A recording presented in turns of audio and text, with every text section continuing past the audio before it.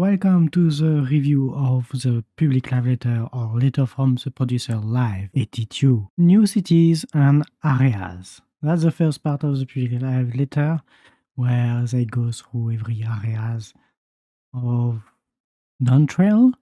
So first we have Qyorria, which is the main city of Dawntrail, the capital city kind of. Where you will spend a lot of time, according to the glimpse we have at the story, the succession and stuff. This is really the capital city of the new world. We have another screenshot. So the first one, to go back to the first one quickly, we have the pier, which is at the kind of sea entrance of the city. And we see on the background where everything happens, I guess. The second screen is by night. Visibly, it is the market area of the city, so where a lot of players will spend time actually to buy stuff, I guess. But since it's the first city, I believe you won't have all the gear here. Just like for example in Runwalker, the first city is Old Allagan, where you get some quest, some gear, some MSQ, but not the Tombstone gear. The Tombstone gear is on another city we will see just after. Next we have Irkopasha, one of the new areas where it should be close to Qyorria. It's surrounded by mountains. So we can see some alpacas. We've got as well, if you see here, we have some of the new people. I don't remember the name right now as I record, but they are from Final Fantasy X. They have a place to play in the story, but also in the handcraft and gathering jobs quest. We'll see that in another part in the video. Another screenshot of Irkopasha is from the mountain view, because most of the time in Final Fantasy XIV, when you see a mountain in the background, you don't have to go to that. But this time you do, and you will have to climb the mountain visibly. We have some kind of destroyed fort. I wonder if it plays a part on the MSQ. And that's all there is to it on this screen. A lot of like protective construction on the left as well. Next we have Kozamaruka, another area completely with some waterfall on the background, a river, a lot of cultures, a little village probably. Really pretty and natural in comparison. Because before we had mountain, we have like some kind of valley. So we have Kozamauka with waterfall and a lot of natural sights. Really pretty to my mind. Another screen or another area is this little building here in the background with an original design, but the key part of this part is the foliage, the trees, and all the natural part of flora. It's really nice. I love the colors and stuff. Through the stream, it was looking way better, and as well in the game, I can't wait to see it with some shaders, because you can do some shaders if you're playing on PC. So yeah, really looking forward to it. Next screen is Yagtail, another area completely where we are more like we are deeper in the forest, kind of. So we've got a kind of building. And another area of Yagtail, which is not by night. They did a precision about that. This is not the night, it's just under the trees, I believe, and under cave, maybe. So that's why it's so dark.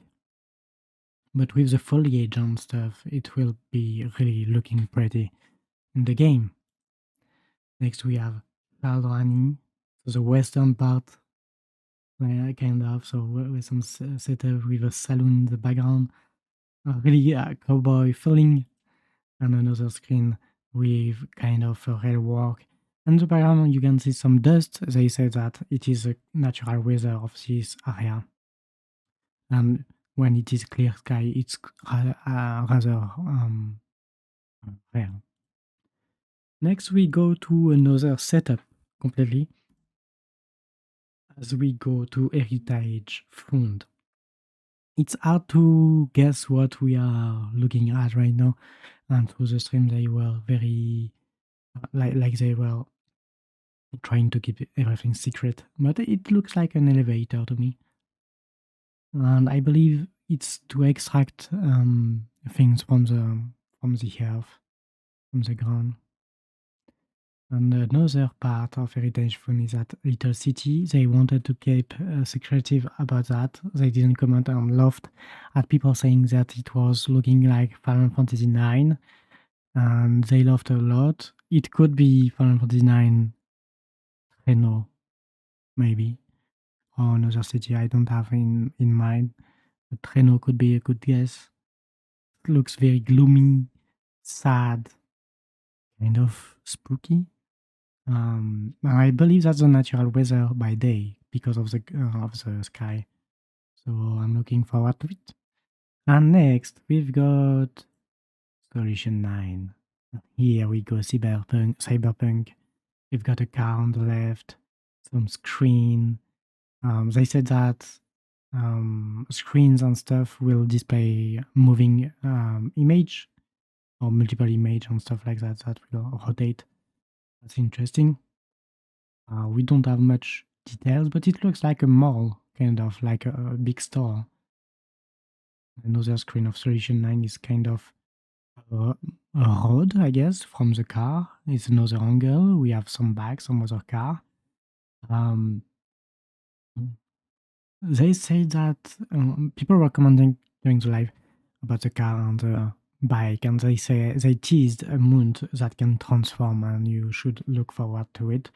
For a reminder, in Solution 9, you will get Arcadian the Red in the same setup that we will check just later. For the next part, we have some more MSQ details with the key characters. So we have the main art for key characters of Dawntrail. The website as well got updated with the key character. So just to show you quickly,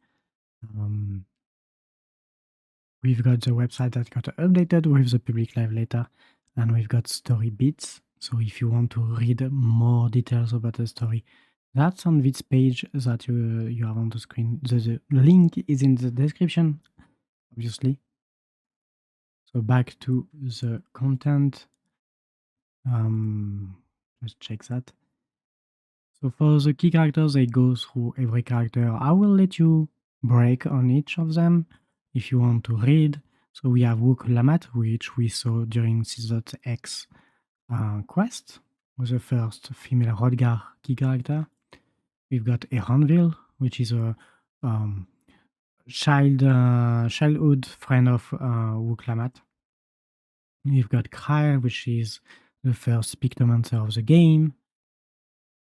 Sancred, which will come with us, as well as Urianger, or they will rather play another part in the MSQ. We've got as well the Dawn Servant Gulol Jaja, which is the current ruler of Chuli Yolal. So basically, it is the king of Chuli Yolal, and Wook Lamat is trying to take its throne. Because Wook Lamat is his daughter, adoptive daughter, I believe. Next, we have Zora Ja, which is another contestant to get to the throne. He wants to compete with Wook Lamat and another key character. We have Koana, which is another claimant for the throne. So that's 3 of them already. And the 4th one is Bakul Jaja, which has 2 heads but doesn't relate to the king. which is interesting. Maybe it hides some kind of secrets. And lastly, we saw her during the trailer for Dawntrail story. It is an enigmatic maiden. They didn't want to name her. She's really pretty. I'm looking forward to have to buy her outfit on the Final Fantasy XIV official store. I really hope we can dye it on its multiple pieces. Looking forward to it. And the haircut as well is really nice. So yeah, that was the key characters. You can read about them on the official website as well, if you want to get the pictures of them as well. In this next part, I will talk about role quest, gathering and crafter adjustment, which got announced during public live letter 82.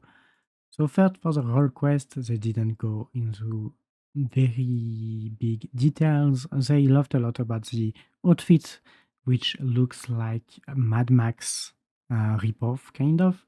They joked a lot about it a lot, but I will show you the outfits screen just after in another part. So we have the main one of the quests on the role quest.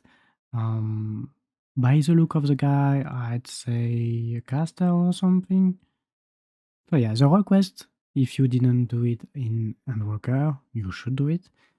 Start level 92 for Dawntrail, so new role quest. We have another screenshot during our role quest. So if you don't know what that is, we had that on Shadowbringer as well. That's quest linked to the tanks, quest linked to the melee DPS, range physical DPS, magical DPS, healers.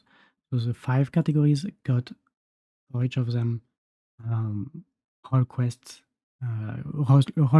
lines. And for patch 7.1, you will get further quests if you completed each 5 of them. I'm yet to complete them on one of my character, I believe. But yeah, that's something pretty cool.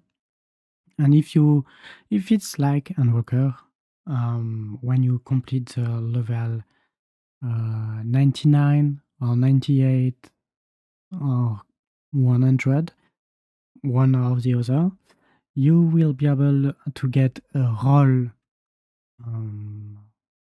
gear, so a job gear rather, which is max level, which will be first looking good, and second a nice entry to max level gear if you can't afford crafted gear or tombstone gear. So that's really interesting for the beginning of an expansion each time to do that.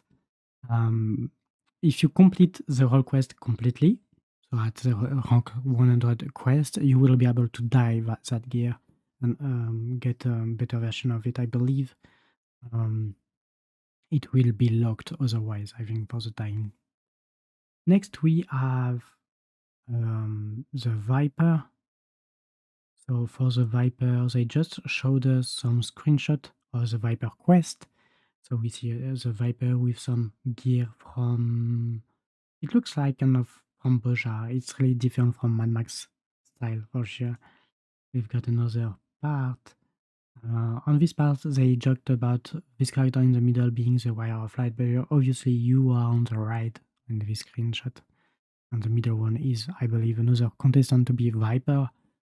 We'll have to see for the quest themselves.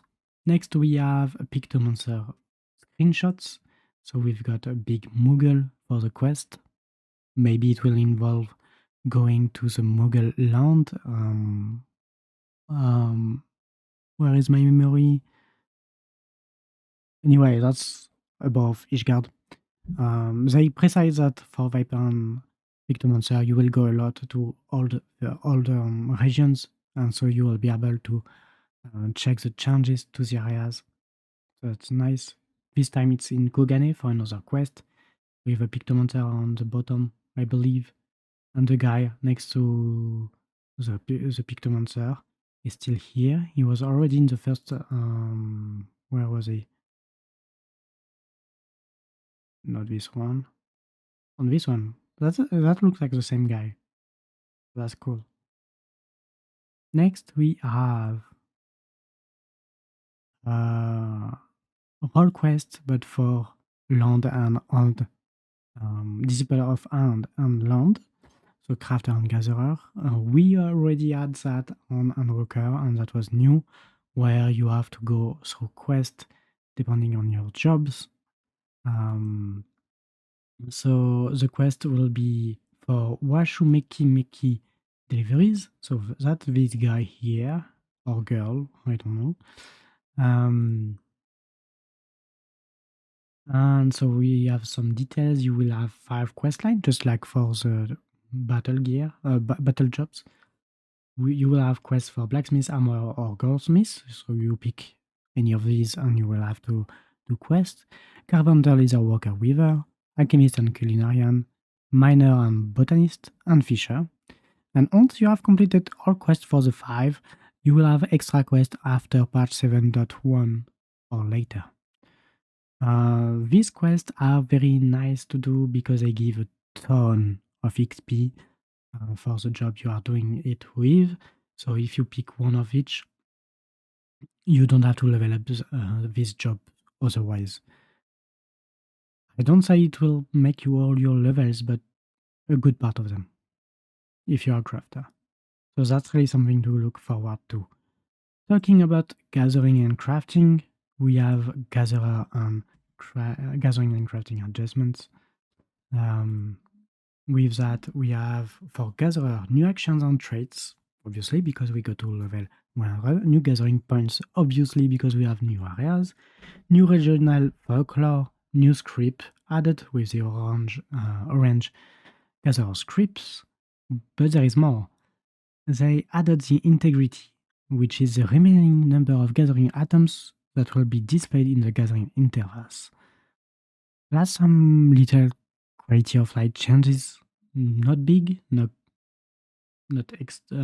extravagant and stuff, but still cool.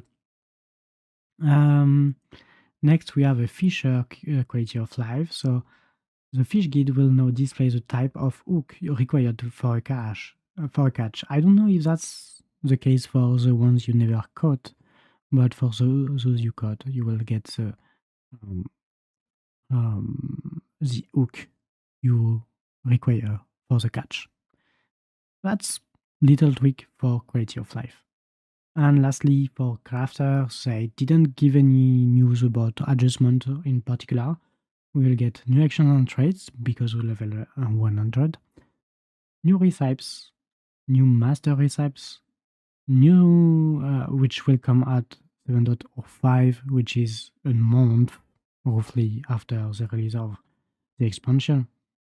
New script added with the orange crafter script, which will be important as well. For the next part, we will talk about the duties, and we start with the new dungeons. They didn't show much about the dungeons, but 4 screens, which are 4 dungeons. This first one is kind of a cruise on a river. And that's how they presented it, but obviously there is more to it. I don't think that's just a cruise. That's kind of obvious for 14, I guess. That would be very well to be just a cruise, and you don't have to move much and stuff. But as the first dungeon they showed us, we have no name for the dungeon they showed, by the way. The second dungeon is a bit of a climb on a mountain with some old ruins of another civilization, I guess. Old civilization with marks in the rocks and sculpture and stuff. They say that it's a good dungeon for screenshots. I'm looking forward to it. I guess if we get to the top of this mountain, we get a big or nice view. If you don't know or don't remember, you can visit the dungeons once you completed them in a trial thingy where you can take screenshots and stuff with no enemies. Next dungeon is a bit more dark. a bit darker. Like you have runes, sorry, a bit of water or liquid, either whatever the name is, ceruleum. That's ceruleum, maybe. They said that they did a lot of work, artwork and stuff to give the fidelity of the image from the design of the dungeon. They try to make you feel like you are exploring something. It also reminds us of Save the Queen dungeon from Boja, if you remember that, where you go through ruins under the ground, as well as the Ivalice series. Red. Next, and not least, but last, this dungeon in Solution 9 or Solution 9 looking with high neon like neon lights, LEDs, lights. They checked. They made jokes about it, saying that you might expect that Dark Maul comes out and try to fight you or something. A very nice reference to Star Wars, obviously. After that, we've got the new trials. They didn't go in detail with other trials than the one we already know, which is this quote unquote little bird on the screen, which is art, like the design art for it on the screen, but they showed us the trial in game. A bit of a disclaimer before pressing play on the video, obviously. There is a little bit of spoiler. Obviously, the trial itself is a spoiler of the trial, but you get also the synced level so that you have an idea of where the trial is in the story of Dawntrail. That's a minor spoiler, but still one. So I'm telling you. So they are in the gameplay now. So they will show us the first part of the fight with this new boss where your ship will try to fight. It's a platform in the sky. Interesting. So I believe we can fall, obviously. And your ship is already getting destroyed, but there is an action in the middle of the screen. Okay. Interesting.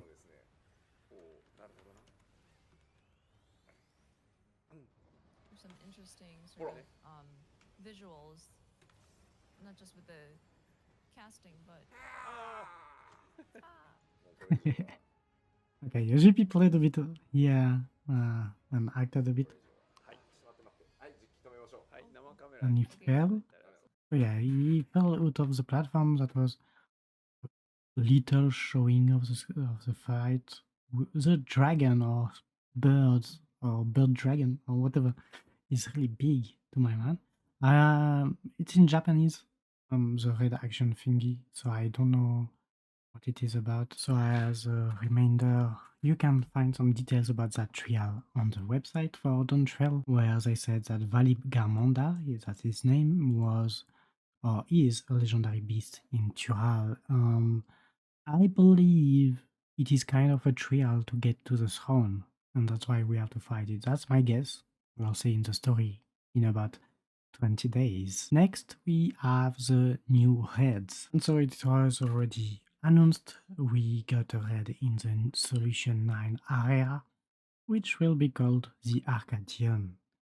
And before showing you gameplay about the Arcadian, we have a little screen here. So the Arcadian first coil, obviously, first floors, will come out in 7.01, which is 1 or 2 weeks. That's 2 weeks after the update, the release of Dawntrail. And so the Arcadian Savage will be on 7.05, which is 1 month after the release or 2 weeks after the normal version. And we've got gameplay. Again, as a reminder, this is spoilery, so if you don't want to be spoiled, I recommend you to skip this part. During the gameplay show, there is a name of the duty which they tried to hide, but they forgot about the duty list. Well, the area as well as music and the first boss are really interesting. I let you do at your own risk.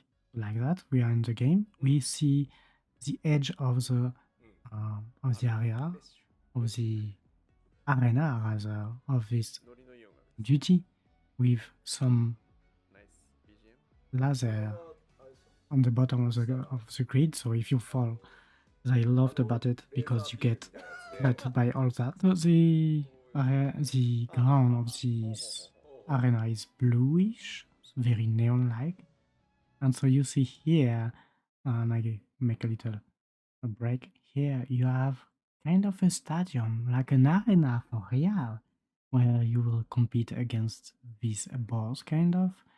This there is this image on the background. So I believe this girl on the image is one of the bosses. That would be a good guess to me. I don't think that's this one, but maybe another one. Hello. You've got some effects. And I guess that's kind of a competition, a contest or something. And you have to fight against that big Mikote. Three-tail Mikote. Okay, so now that Nice design. you're getting hints of it, and there you go. And as I say, that's very cyberpunkish. Makes you wonder if it's like a crossover of sorts. I love the outfit, by the way, of the boss. Very interesting design. And he should be fighting it, I believe. Maybe we can fight just a little bit. We will start the fight. Like earlier, there are some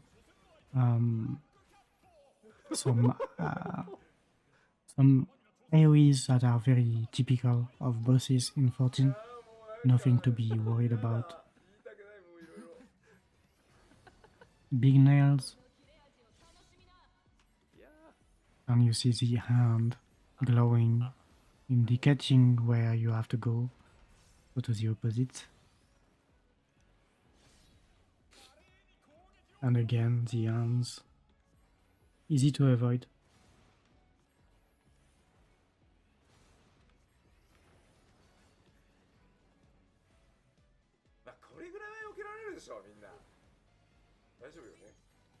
Yes, we can evade. And he's doing another attack, like a cross on the ground.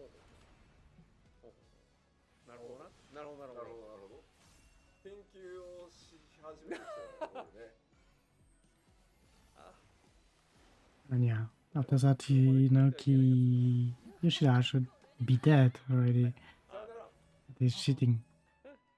And he can't spell the rest, so he jump off the area. That was the first boss, supposedly, of Solution 9 Red, called the Arcadian. And that's all for the Reds. We have some more duties to come with the treasure map. The treasure map dungeon, actually, which is... Where did I put that? Here. So we have a new treasure dungeon on 7.05, so 1 month after the release of Dawntrail. And we've got 2 images with this one, where you can see the gate on the left, on the right, and I guess the prize on the top of this statue in the background, some golden. Why I say that is, oops, where am I? So it will be called Cenote Jajagura. Cenote is something common in Southern America culture, where it's where the water goes from waterfall, I guess. I understood correctly what they said. And so the other screen is above all that, I believe. Like on the top here of the screen, you get this area, this last area, and so you can get it if you are really lucky during your treasure dungeon.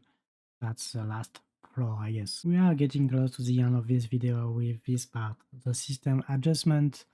They throw in that mostly quality of life, and new features for the games. There are really interesting things in that, so you don't want to miss out. Allagan Tombstone with aesthetics and heliometry, which comes 1 month after the release. Heliometry comes with Savage Raid, that's why it comes 1 month after. Next, we have something really interesting as well. The bicolor gemstone cap will be increased from 1000 to 1500. If you don't know what bicolor gemstones are, it's a currency you get from fates. And that's also confirmed for people that are already farming in advance for bicolor gemstones, that you can keep them because they are still used in Dawntrail. So if you are not capped yet, I recommend you to get capped to 1000. New option to the game, which is quality of life, an option to hide nearby player when you are close to an NPC or object with a quest icon will be added. So to explain further, we have these three screens. On the left is the default option, so when it is off, this is the current option in the game without this new option. On this screen, you can't see that there is NPC. You can see a bit of the icon of the NPC, but that's all because there are too much players. On the second screen, with the option where the player character are hidden when you are near the quest NPC, you can see that the wire of light approaches the NPC. There is no other character around. And the third option is to do further. It is when you are pressing on the NPC, you can hide player around the NPC during the dialogue so that you can see the animation of the NPC. And both of these options here can be activated separately. Let's look at a So video to he's getting closer to the NPC. People already disappeared a bit. He's clicking on the NPC and people disappear further so that you can have your interaction with the NPC freely. So that's kind And of the flow of when you approach the quest from what part. they said, If you have it hide hides other players and it should be hiding your party, but there should be an option for that.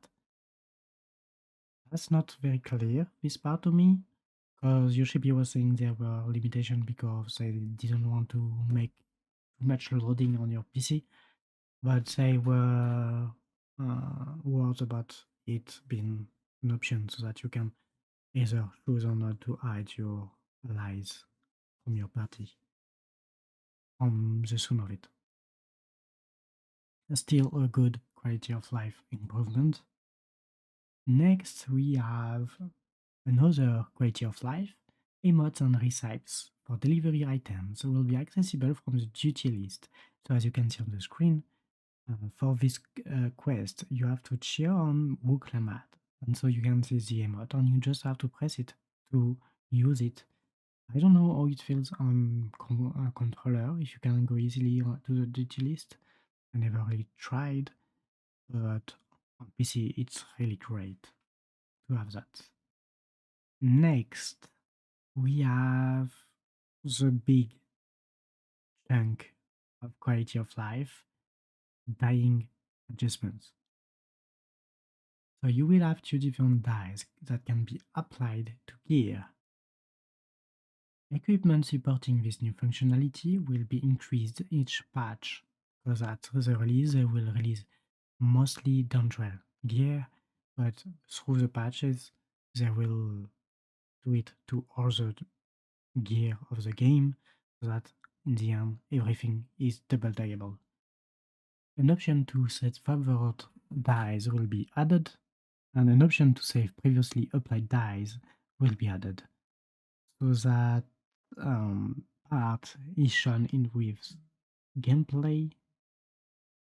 So I'll be honest, here I didn't watch it myself because I fell asleep because I was exhausted from work, much and so I didn't see it much. so let us set up So they will go inside the game. So we are in game. We have the headset on the dress. I guess I will show us.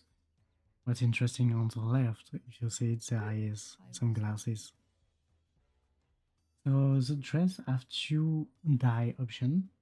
So there are two circles. This is an old dress, by the way. So you have to switch between dyes you want to apply. So the first dye you can see the details changing. So you can see how easy it is to pick between your dyes. And you can first pick and then switch. Okay, there is an easy option to switch between There's a swap the button two between colors. Okay. They really spend a lot of time to think through this system, to be honest, when you see these buttons. Is it me or it feels like there are more dice? Okay, so the bars on the middle are to save your slots on dice. I wonder if it choose the dice if you use a saved one. But that's still great to me. Also, you have the result in the game. I really thought about the quality of life above the feature itself. That's really 1+1. And so he's applying the dice, and it will add some diversity to the game and the dying. Yeah, I'm really looking forward to this. If you follow my videos from a long time ago, when I first started actually, I was making glam videos. I kind of regret not doing that anymore, and I think with the dual dye, I will do that again. Because I mean, it's a good time to start again making glams and showing them. As another chunk of big quality of life and glamour making, we have Facewear Implemented, where you can wear some facewear, so a mask or glasses or bandana or whatever, and a hat. Well, I play Qyorria a lot, and I don't have a much hats, but that's still great. So spectacles previously available via the fashion accessories feature will be recategorized as facewear. Facewear can be equipped and saved as part of a gear set by accessing either the character menu or the main menu. The classic, I think the classic spectacles, so the black ones, are the ones that you can get as gear and as accessories, which is great. So now you can wear it in addition to your hat. And so we have some more gameplay for that. So we see that in game.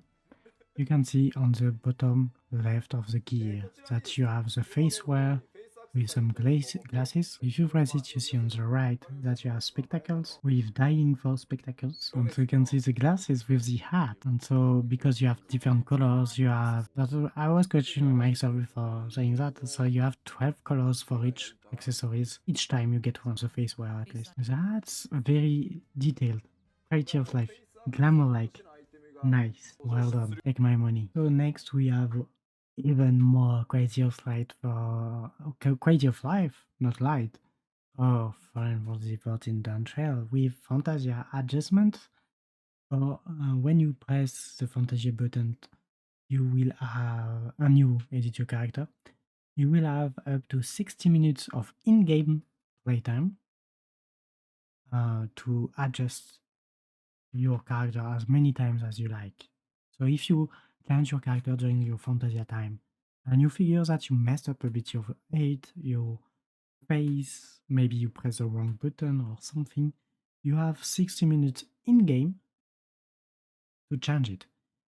Meaning that if you close the game after 10 minutes, for example, you do your Fantasia, you change, you close for 10 minutes, you relog the day after, you figure that, hey, there is something wrong with my character since I changed it.